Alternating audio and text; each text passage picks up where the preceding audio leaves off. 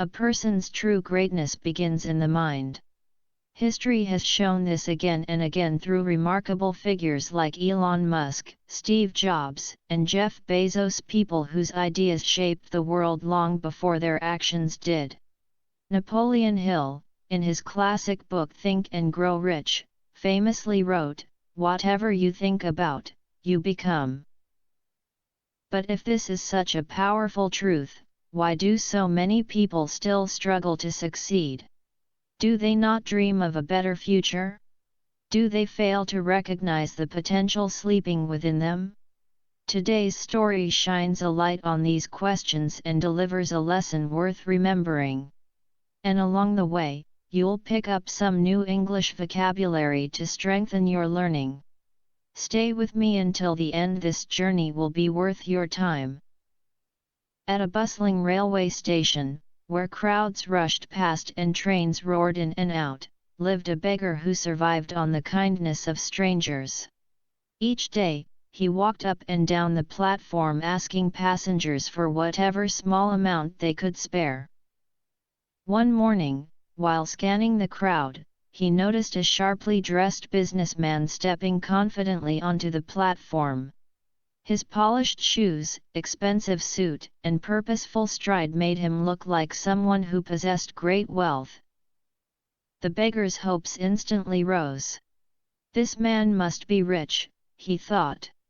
If I ask him, he will surely give me a generous amount. Gathering his courage, he approached the businessman and stretched out his hand. But instead of reaching into his pocket, the businessman paused and looked at him thoughtfully. "Tell me," he asked, "do you always take from others? Have you ever given anything to anyone?" The beggar froze. No one had ever asked him a question like that. Still confused, he stammered, "Sir, I'm just a beggar. I survive by asking for alms," the beggar said softly. "I have nothing to give to anyone." The businessman gave a faint, thoughtful smile. "If you truly believe you have nothing to give," he said, "then you also have no right to ask for anything. I'm a businessman. I believe in exchange. If you can offer me something, anything, then I can give you something in return. But if you have nothing to give, I cannot give you anything either." With that, the businessman stepped onto his train, and within moments, it disappeared down the tracks. The beggar stood frozen, stunned by the words he had just heard. All day he replayed them in his mind. "I have been begging for so long, no one has ever spoken to me like this. He wasn't rude, he simply told me the truth. If I cannot offer anything, why should people offer me something?" For the first time in his life, the beggar understood why he received so little from others. He had been asking without ever giving. That night he lay awake on the station bench, staring at the ceiling of the platform, whispering to himself, "But what can I give? I'm only a beggar. I own nothing." Yet the businessman's voice echoed again and again in his thoughts, "If you want to receive, you must first give." 2 days passed. The beggar didn't raise his hand to ask anyone for money. He was too lost in thought. On the 3rd day, as he sat quietly at his usual spot, something caught his eye: a cluster of wild flowers blooming near the railway tracks. Their bright colors glowed against the dusty ground, and suddenly an idea sparked inside him. What if, instead of only taking, I start giving something back? What if I offer a flower every time someone gives me alms?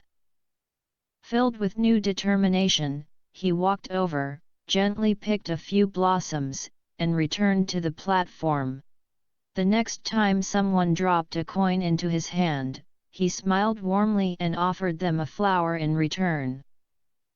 To his surprise, people accepted the flowers with genuine delight. Their faces brightened, their steps lightened, and for the first time, the beggar felt he was giving something valuable, not something bought, but something heartfelt. Some people even paused to smile at the beggar and thank him for the simple flower he offered. Slowly, a surprising transformation began.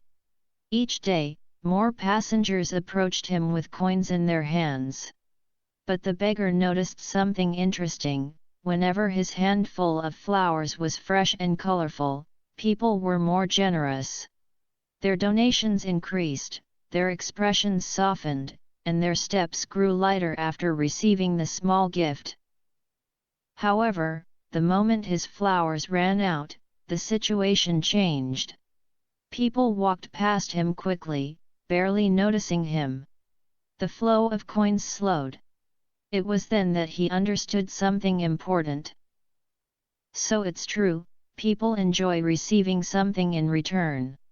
It makes them feel good. They're not just giving to help me, they're giving because they receive something too. This realization opened a new door in his mind.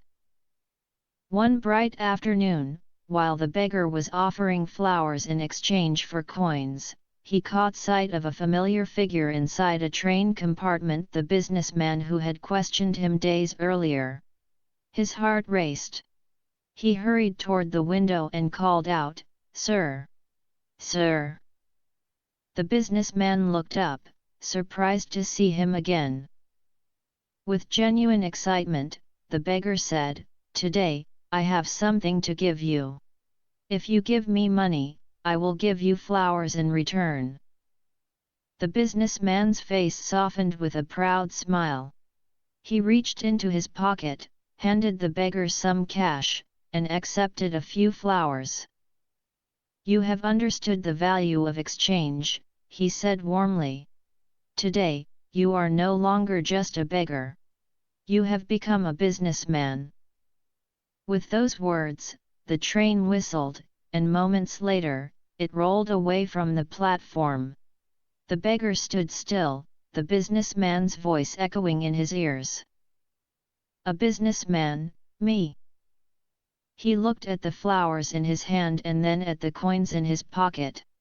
For the first time in his life, he felt something powerful: confidence. For the rest of the day, he walked around the station deep in thought. Each step felt meaningful. Each breath carried a new sense of purpose. "People are not giving me money because they pity me," he said to himself. "They are paying for what I offer. Flowers bring them joy, beauty, and a small moment of happiness. I am not begging, I am trading. I'm providing value." It was a realization that changed his entire world.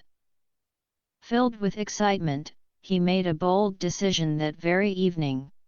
He would never stand on that platform as a beggar again. He left the railway station, determined to build something bigger. Half a year passed. One busy morning, at the same railway station where the beggar once lived, two well-dressed men greeted each other with a professional handshake. Their clothes were neat, their shoes polished, and their expressions full of purpose.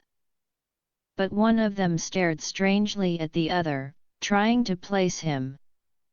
"I feel like I've seen you before," he said, puzzled. "Do I know you?" The other man chuckled softly. "Yes," he replied. "We've met twice before right here, at this train station." The first man frowned, searching his memory. Then, suddenly, recognition flashed across his face. "Wait, you're the beggar. The one I didn't give money to and then later bought flowers from." The former beggar laughed warmly. "Yes, that was me. But much has changed since then. Today, I'm no longer a beggar. I run a successful flower business. I have suppliers, regular customers, and even a delivery service. I'm traveling today to expand my business into nearby towns." The businessman stared in amazement. "That's incredible. Truly incredible. What brought this change? The flower seller's eyes softened, carrying both gratitude and pride. You taught me one of the greatest truths in life, he said. If you want to receive, you must first give. The moment I understood that, everything changed. We only receive when we give, the former beggar continued, his voice calm yet filled with conviction. The day I understood that, everything changed for me. I realized that I had never truly been a beggar at all. Deep inside, I was a businessman from the very beginning. I just needed to see myself that way. The businessman smiled with genuine admiration. The two men shook hands once more, but this time as equals, two individuals who understood the power of vision, effort, and belief. Moments later, they boarded their separate trains, each heading toward a different future but carrying an unforgettable lesson with them. Life is shaped not by our circumstances, but by how we see ourselves. If you believe you are small, unimportant, or helpless, you will continue to live that way. But if you recognize the strength hidden inside you, your talent, potential, and creativity, you can rise far beyond your current situation. Greatness begins the moment you choose to believe in it. So never underestimate yourself. See yourself as strong, capable, and worthy of success. Because when your thoughts evolve, your future transforms with them. If this story touched your heart, show your support, give it a thumbs up, share your thoughts in the comments, and pass the story on to inspire someone else. See you in the next chapter.